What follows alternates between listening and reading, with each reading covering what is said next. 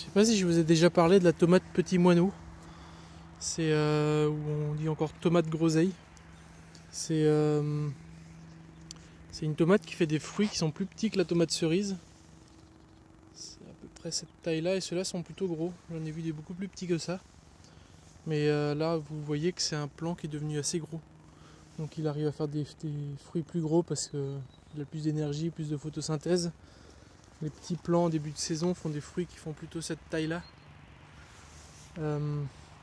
Ouais, donc ça c'est... donc j'ai dit on est en fin septembre et tous mes autres plants de tomates qui sont pas dans la serre sont déjà très très malades. Et celui-là, en cherchant bien, on trouve peut-être une ou deux feuilles qui ont noirci.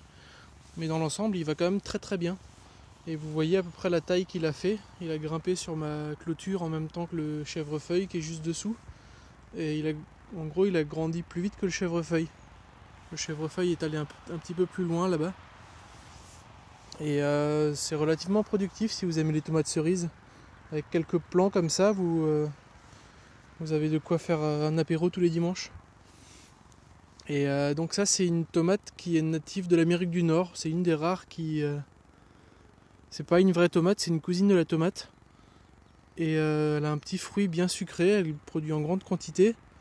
Elle supporte très très bien la pluie, beaucoup mieux que les variétés tropicales.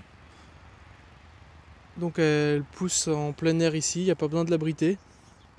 Et j'ai des pieds qui ont poussé de manière sauvage là-bas. Par contre, ils sont pas devenus très grands.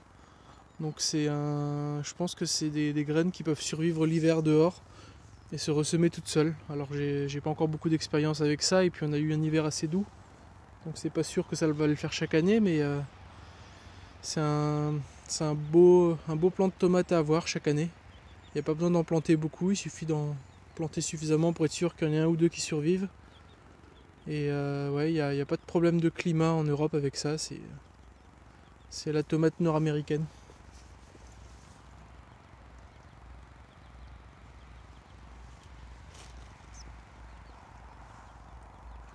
Alors c'est dommage, cette année toutes mes tomates ont commencé à produire très tard. Donc elles commencent à être mûres maintenant quand il fait de moins en moins beau et qu'il y a de moins en moins de soleil. Vous voyez que je ne l'ai pas du tout taillé celui-là. C'est plutôt un plant de tomate qui se développe en buisson. Si vous le laissez au sol, il va faire 2 mètres carrés au sol. Là en hauteur, il s'est pas lissé lui-même, j'ai pas eu à le caler contre la clôture, il a juste mis quelques branches à travers le grillage et ça lui a permis de se supporter. Tout ce qui a poussé au ras du sol s'est fait marcher dessus suffisamment de fois pour que ce soit mort. Donc ouais, c'est une tomate bien autonome.